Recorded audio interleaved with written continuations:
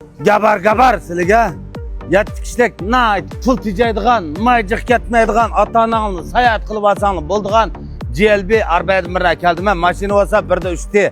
7 kishilik mashina GLB R1 mavo 1'da 3 T. 7 kishilik nurg'un do'stlar degan men topolmadim, qaysinglar degan bo'g'aytinglar. Men mashina birinchi qo'l. Chaboshidan es o'taklik. Mashinadan azroq bir qo'ygan yeri bor, bo'chi qipirdigan. Men qipirma. Lekin mashina iqtidor to'shaqa daja degandek aytib olsiz. Mana shu qarang, xomirang chiqqan, anandagi mana cho'ng ekran chiqqan, xondang bopyar chiqqan, chumo ishchilarininki fonvidanglar chiqqan, qo'sh tonlik chiqqan. Mana nima degan xondang bopyar chiqqan. Meningki hamda eng yaxshi yeri may sarfiyati tuvan 1'da 3 T. Jeni aciz desem nurg'uninglar degan bizga sep beringlar deb T bo'lgandikin hamda lekin yani bak aciz emasga aydab atganingizda bozorlarni ko'rib qildik.